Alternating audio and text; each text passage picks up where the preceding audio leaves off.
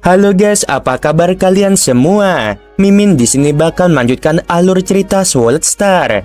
Disclaimer dulu bahwa kemungkinan besar ada perbedaan antara novel dan versi Donghua-nya, tapi alur cerita utamanya tetap sama. Jadi tanpa ragu, Mimin akan membawakan alur ceritanya. Mulai. Ada Saweria guys dari Ilham. Semangat terus Min.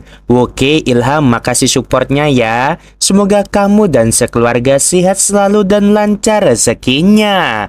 Amin. Yuk kita ke videonya. Dengan perlindungan jam kuno sekarang, pihak Lo Feng dapat dengan mudah mempertahankan diri.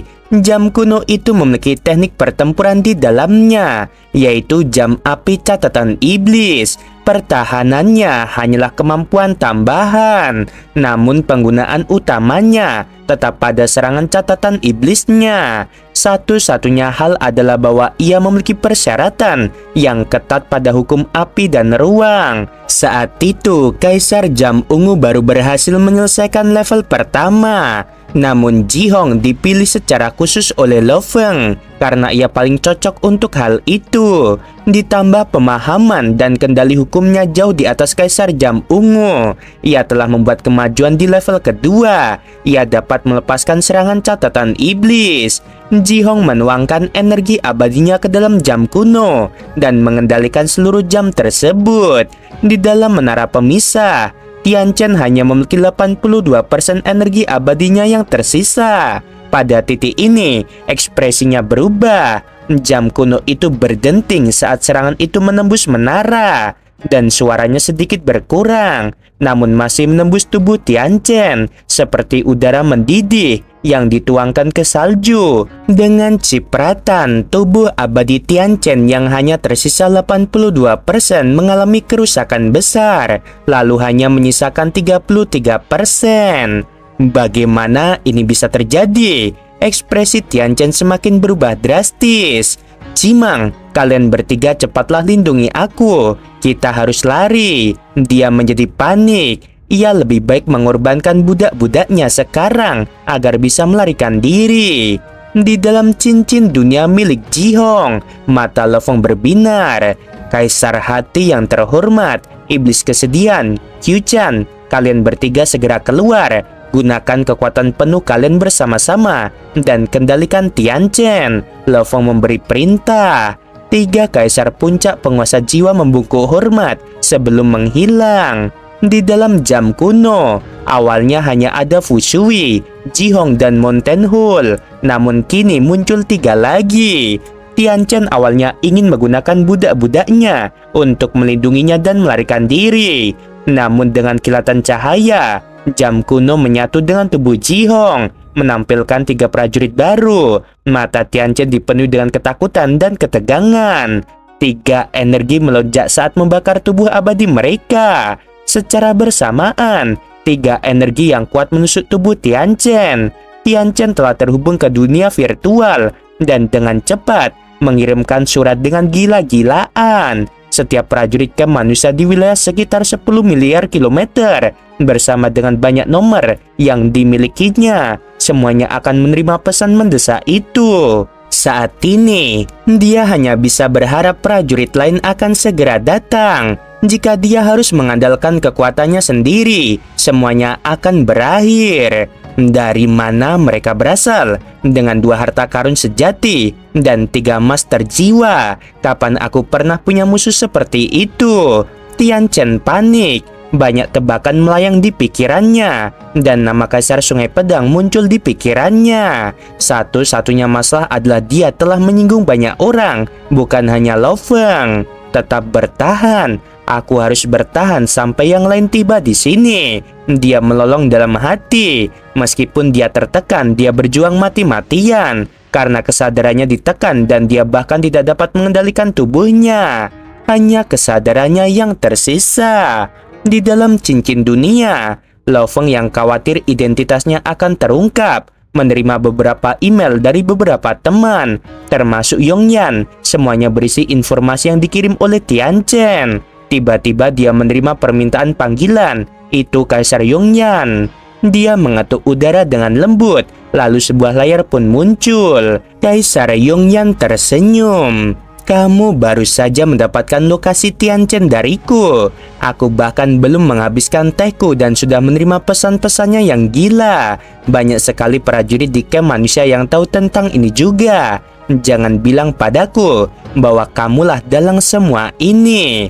Hati-hati, Tianchen sangat terkenal dan banyak orang yang mempercayai dirinya. Karena itu dia punya banyak teman. Dan dua harta karun sejati itu pasti akan menarik banyak orang lain. Sekelompok besar orang mungkin akan berbondong-bondong datang sekarang. Terima kasih. Lo Fong mengangguk dan tidak berkata apa-apa lagi. Aku hanya khawatir tentang Seven Blade dan Black Tea. Dia mengerutkan kening. Kubu manusia memiliki dua makhluk yang merupakan makhluk mengerikan dalam perang wilayah luar. Yang satu adalah Kaisar Seven Blade, yang lainnya adalah Black Tea. Seven Blade adalah manusia, sedangkan Black Tea hanya ada di kubu manusia dan bahkan bukan anggota aliansi Hong. Selama aku cukup cepat dan menyelesaikan ini, aku akan bisa pergi dengan cepat. Matanya berbinar ganas. Dia sudah pensiun sekarang dan tidak berada di bawah kendali sistem militer. Bahkan jika prajurit dari camp manusia datang, siapapun yang bergerak melawannya, dia akan menghabisi semuanya. Tuan, Tianchen sudah tidak mampu menahan pengendalian jiwa. Apakah kamu akan mengendalikannya atau haruskah kita melakukannya? Kaisar hati yang terhormat berkomunikasi dengan Lo Fong secara mental. Lo Fong tersenyum. Aku akan melakukannya sendiri. Tianchen terbaring di atas batu yang pecah dan kesadarannya tertekan. Tanpa kekuatan untuk melawan sama sekali, dia hanya bisa menunggu kendali jiwa. Ketidakberdayaan seperti itu membuatnya jatuh dalam keputusasaan. Sebuah siluet tiba-tiba muncul, namun karena kesadarannya tertekan, apapun yang dilihatnya tidak terhubung dengan pikirannya. Dia bahkan tidak dapat melihat Lo Fong. Tianchen, sebuah suara menggema di pikirannya. Ternyata kamu, Kaisar Sungai Pedang. Kesadarannya berteriak. Sudah kuduga itu bisa jadi kamu. Namun setelah itu, lolongan itu menghilang. Dia berbaring di sana dan membuka mata. Dia merasakan rasa pemujaan dari dalam. Dia segera berdiri dan membungkuk dengan hormat pada Lo Fong. Lo Fong tersenyum sebelum ekspresinya berubah. Ada 3 riak di sekelilingnya secara bersamaan karena 3 tim telah muncul. Ayo pergi, perintah Lo Fong dengan segera. Meskipun dia segera memberi perintah, itu masih terlambat. Riak-riak di sekitar sudah mulai terjadi dan banyak prajurit di sekitar telah menggunakan kuncian ruang. Setelah ketiga tim muncul, mereka segera mencari targetnya. Perhatian semuanya. Seekor monyet berbulu salju dengan hidung mancung dari kelompok itu berkata, "Pemindai kalian mungkin tidak mendeteksi apapun, namun pemindaiku mendeteksi pemindai kecil yang berjarak 22 km dari kita." Dia menunjuk ke arah itu. Itu adalah prajurit batas Kaisar. Hati-hati semuanya. Meskipun ketiga tim itu berhati-hati, mereka tahu bahwa tim lain berasal dari ras lain dan mereka memiliki harta karun sejati. Namun mereka tetap berani untuk segera menyerbu. Ini jelas merupakan tim yang berada di puncak kekuatan di pusaran air kembar. Bagaimanapun, setiap area di sini memiliki diameter beberapa tahun cahaya. Ketiga tim tersebut memiliki total 16 prajurit dengan total 9 batas Kaisar, 3 master jiwa puncak, dan 4 puncak Kaisar. Itu adalah tim yang sangat kuat. Mereka berani menyerang prajurit dari ras yang sama. Apakah mereka ingin dihabisi oleh kubu manusia kita? Ketukan dingin bergema. Di kejauhan, wilayah tersembunyi itu melengkung dan 3 siluet muncul. Salah satunya adalah Kaisar Sungai Pedang bersayap perak, Tianchen dengan rambut panjangnya, dan Kaisar Jihong. Ketiga tim itu semua terkejut karena korban dari insiden ini masih hidup. Aku sudah mengerahkan seluruh tenagaku untuk menyelamatkan temanku Tianchen dan menghindari tim ras lain.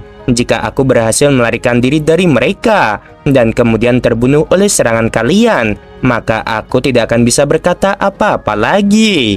Lo Fong menatap ketiga tim itu. Mereka semua tersenyum meminta maaf. Jika mereka secara tidak sengaja menyerang prajurit yang lemah, mereka tidak akan peduli. Namun, Kaisar Sungai Pedang terlalu terkenal, menghabisi batas Kaisar dan penguasa jiwa Kaisar Puncak. Ditambah lagi dia manusia. Di dalam kubu manusia, semua ras lain tunduk, dan manusia adalah yang terkuat. Selain itu, sistem militer jelas berpihak terhadap manusia juga. Ini membuat ketiga tim tidak berani menyinggung Lo Feng. Energi Tian Chen benar-benar lemah. Sepertinya dia telah kehilangan lebih dari separuh tubuhnya. Tragis sekali, lukanya pasti parah. Namun diketahui bahwa Tian Chen dan Kaisar Sungai Pedang adalah teman baik. Tian Chen mungkin memanggilnya terlebih dahulu, sehingga Kaisar Sungai Pedang bisa sampai di sini lebih cepat. Ketiga tim berkomunikasi secara rahasia, karena Kaisar Sungai Pedang telah memaksa tim ras lain menjauh, sehingga mereka dapat melarikan diri. Tim yang sedang memburu semuanya siap untuk melancarkan serangan terkuat mereka. Namun ada satu pengecualian terhadap kelompok itu, Kaisar Tanduk Salju. Bubarkan kurungan ruang angkasa kalian. Lo Feng memerintahkan dengan dingin. Dia menunggu mereka melakukan sehingga dia bisa berteleportasi. Tidak perlu terburu-buru. Sebuah suara dingin bergema. Itu adalah Kaisar Tanduk Salju yang matanya berbinar tajam. Dia menatap Lo Feng dan mengejek dengan dingin. Kaisar Sungai Pedang, ada banyak kelompok lain yang memburumu. Aku tidak menyangka kamu benar-benar akan menunjukkan dirimu. Sepertinya hubunganmu dengan Tian Chen pasti dalam. Namun kamu terlalu bodoh untuk menempatkan dirimu dalam bahaya demi dia. Kaisar Tanduk Salju berkata dengan dingin lagi. Kaisar Sungai Pedang, apakah kamu sudah pensiun dari kemiliteran? Tian Chen mengamuk. Kaisar Sungai Pedang mempertaruhkan nyawanya untukku. Dan apakah kalian ingin menyerangnya? Tian Chen, ini bukan urusanmu. Kamu sebaiknya menjauh. Tian Chen, kekuatanmu saat ini tidak akan mempengaruhi apapun. Meskipun kami tidak akan menyerang dirimu, kamu harus tahu posisimu. Tatapan ketiga tim telah berubah. Pada saat ini, puluhan tim lain terbang mendekat, dan mereka semua tidak dapat berteleportasi mendekat karena ruang terkunci. Oleh karena itu, mereka hanya dapat muncul lebih jauh dan terbang mendekat. Adegan ini membuat Lo Feng mengerutkan kening. Ia pun berkata, Tian Chen, istirahatlah, serahkan padaku.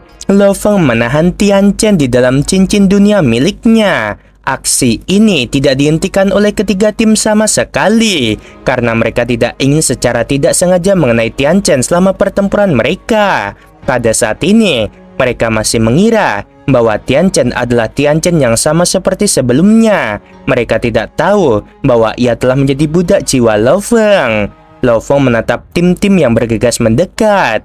Kabar tentang harta karun sejati dari ras lain telah membawa skenario ini. Siapa yang mengira bahwa Kaisar Sungai Pedang akan membawaku begitu banyak masalah? Perhatian semuanya.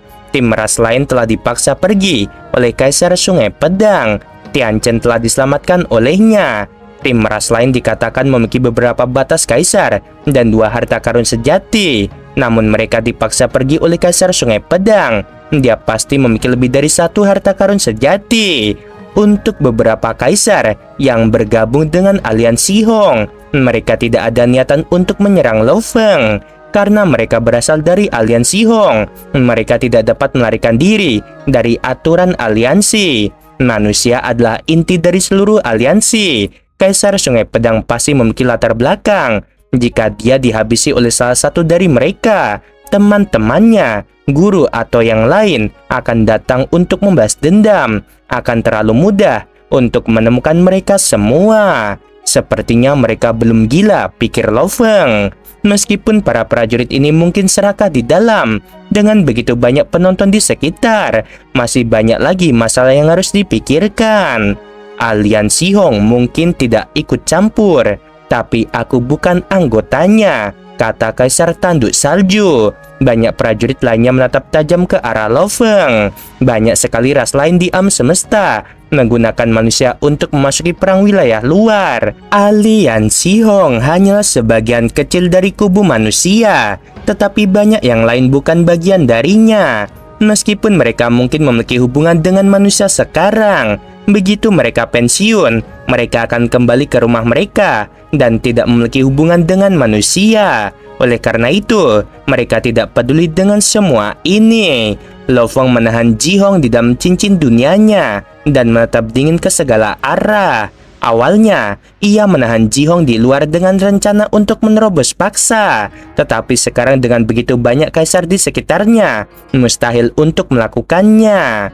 Puluhan prajurit bergerak serentak karena mereka semua berasal dari kubu yang sama. Mereka tidak khawatir diserang oleh yang lain setelah mendapatkan harta karun tersebut. Oleh karena itu, lebih dari separuh kelompok menyerang. Ini bagus sekali, mata Lo Fong berbinar. Dia mengepakkan sayap peraknya dan melepaskan serangan. Kehadiran dewa binatang miliknya kini sangat tinggi dan gerakannya bahkan lebih cepat dari sebelumnya. Puluhan prajurit hanya bisa menyaksikan cahaya perak melengkung di sekitar mereka dan dengan mudah menghindari semua serangan. Para anggota aliansi Hong termasuk Kaisar Camang beserta beberapa orang yang tidak berpartisipasi semuanya menyaksikan dengan terkejut. Apakah kalian ingin mempengaruhiku dengan serangan jiwa sekecil ini? Lo Fong melolong seperti dewa binatang. Suaranya menggelegar di benak semua penyerang. Aku bisa lolos dengan mudah. Namun Kaisar Tanduk Salju, kamu sangat menjijikan. Cahaya perak menyala dan dia sudah berada di samping Kaisar Tanduk Salju. Bagaimana dia bisa secepat ini? Kita punya banyak prajurit, tapi kita tidak bisa menahannya. Mata Kaisar Tanduk Salju dibutakan oleh cahaya saat dia mendapati dirinya menatap lurus ke mata Lo Fong yang dingin di balik helm perak. Dia langsung mengerti. Sepertinya dia ingin menghabisiku. 6 bola hitam menyala ungu muncul dari tangan kiri Lo Fong. Semuanya adalah bintang tersegel yang dilapisi racun Feimo dan tercetak dengan cakar penghancur langit dewa binatang. Dengan pemicu kesadarannya yang kuat, proyeksi samar dewa binatang muncul. Cakar kanan itu berisi 6 bintang tersegel mencabik ke bawah. Kaisar Tanduk Salju mengeluarkan 2 senjata seperti gunting besar. Cakar kanan yang besar beradu dengan gunting. Pecahan-pecahan ruang di sekitarnya langsung terkena gelombang kejut dan berubah menjadi partikel-partikel aliran. 6 bintang yang tersegel di dalam cakar kanan itu sangat berani. Setiap bola hitam kecil jauh melampaui kekuatan sebuah bintang. Gunting itu hancur saat cakar itu menebas Kaisar Tanduk Salju yang tidak punya cara untuk melarikan diri. Tubuh abadinya langsung hancur. Seorang kaisar puncak dengan bantuan harta karun sejati biasanya dapat menyamai batas kaisar dan bahkan menghabisi batas kaisar, seperti Kaisar Jam Ungu. Lo Fong mengandalkan peta bintang dan dia sepenuhnya menekan batas kaisar ini. 6 bola hitam menyala ungu menembus serpihan tubuh Kaisar Tanduk Salju yang sedang terkumpul kembali. Setiap bola hitam mampu menghancurkan sekitar 5% tubuh abadinya. Dengan 6 bola hitam, itu sekitar 30%. Ke-6 bola itu berputar di kejauhan dan sekali lagi berubah menjadi dewa binatang yang melolong. Cakarnya turun sekali lagi. Lo Fong menatap dengan dingin. Kaisar Sungai Pedang. Suara dingin tiba-tiba memuat pikiran Lo Fong. Serangan dahsyat dari jarak jauh. Palu petir hitam setinggi lebih dari 300 meter merobek udara. Kecepatannya mengerikan. Ekspresi Lo Fong menjadi berubah. Bahkan dengan sayap sawu, aku tidak akan bisa menghindarinya. 8 bola hitam terbang cepat dan semuanya diresapi dengan hukum di dalamnya, membentuk proyeksi dewa binatang yang besar di udara. Dibandingkan dengan cakar pencabik langit yang terbentuk sebelumnya, yang ini jelas jauh lebih padat dan nyata. Kali ini persenjataan dewa binatang bentuk kedua, yaitu cambuk. Persenjataan dewa binatang memiliki total 6 bentuk. Yang pertama adalah dewa binatang turun, sedangkan yang kedua adalah cambuk. Ini adalah jurus terkuat yang dapat digunakan setelah memahami jilid kedua dari 7 bentuk Nansen. Siluet cambuk yang samar dan palu petir hitam yang agung. Mereka beradu secara langsung. Cambuk ekor itu langsung hancur karena kekuatan tadi. 8 bintang yang tersegel juga terlempar, lalu terbang kembali ke tangan Lo Fong dan mendarat di telapak tangan kirinya. Hal ini membuatnya mengerutkan kening. Palu petir itu juga terlempar jauh, menyusut hingga hanya sekitar 30 meter lebih, mendarat di tangan raksasa berbaju hitam setinggi 20 meter dengan 3 tanduk di dahinya. Lo Feng segera berdiri tegak dan menatap pada kejauhan. Kaisar Black Tea.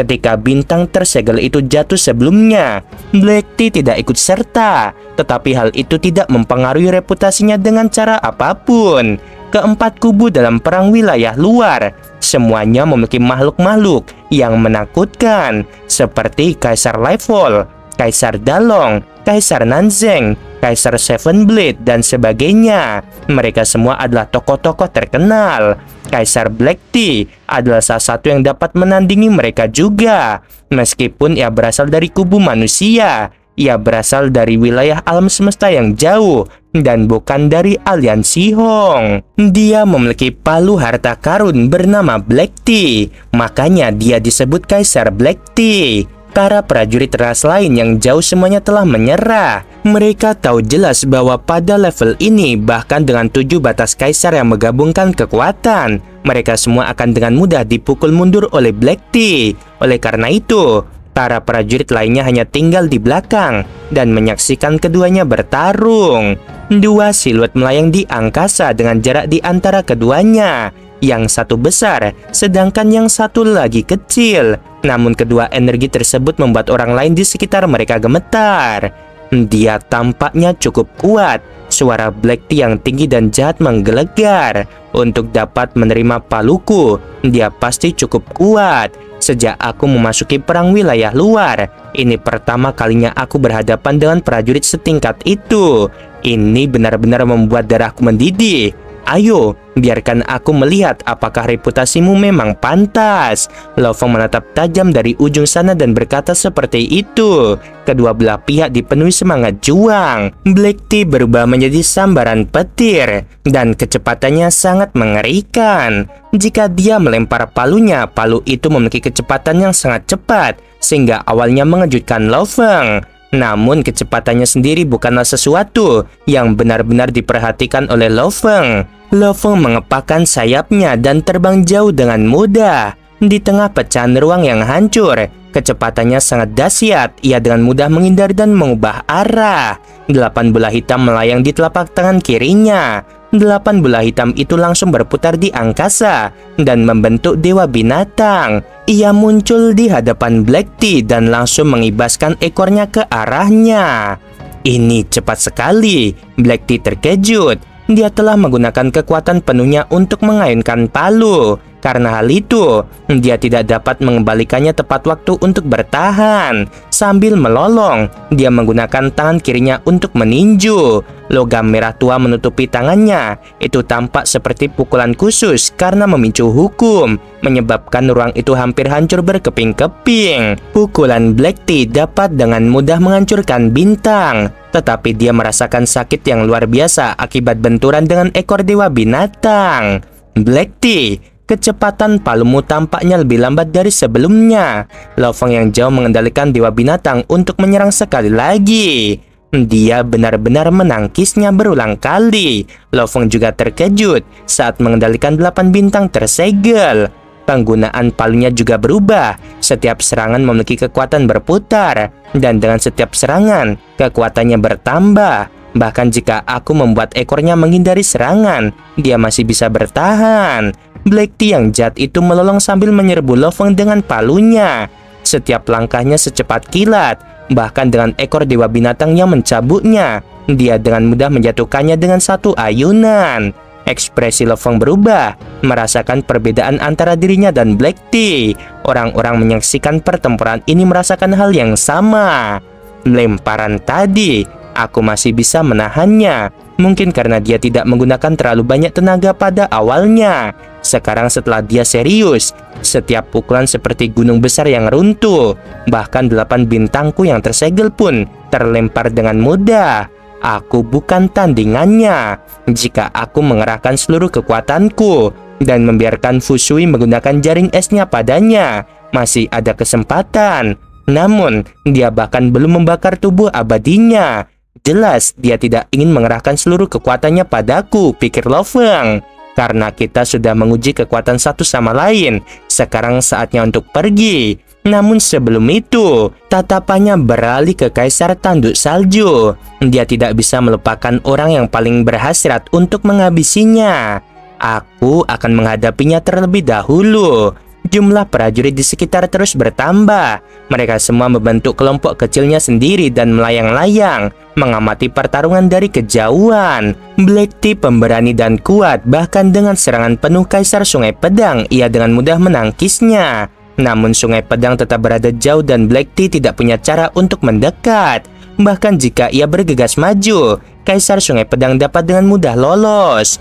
Lo Fong mengepakkan sayapnya dan membentuk kilatan perak. Dengan satu kilatan, dia sekali lagi mencapai Kaisar Tanduk Salju. 6 bola hitam menyala ungu membentuk proyeksi Dewa Binatang dan melolong saat bola itu menyerbu ke arah Kaisar Tanduk Salju. Semua rekan setimnya benar-benar menghindar. Setelah melihat kekuatannya, tidak ada satupun dari mereka yang berani menyinggung Kaisar Sungai Pedang. Lo Fong menghancurkan lebih dari 30% tubuh abadinya lagi. Kekuatan gelombang kejut beriak ke segala arah. Kaisar Tanduk Salju memilih meledakkan diri. Sebuah ledakan dengan hanya 30% dari tubuh abadinya yang tersisa adalah sesuatu yang dapat ditahan oleh batas Kaisar bersama-sama. Hanya beberapa Kaisar puncak yang terluka parah, tetapi tidak ada yang meninggal. Dalam sekejap, Kaisar Sungai Pedang terbang keluar dari area penguncian ruang angkasa, dan dengan teleportasi, dia menghilang dari pandangan. Kekuatan apa ini? Dan kecepatan apa ini? Suara Black Tea menggelegar. Dia mendesah sebelum dia berubah menjadi seberkas cahaya dan menghilang. Oke guys, sampai sini dulu episodenya. Sebelum berakhir, Mimin mau bilang sungguh membagongkan. Terima kasih.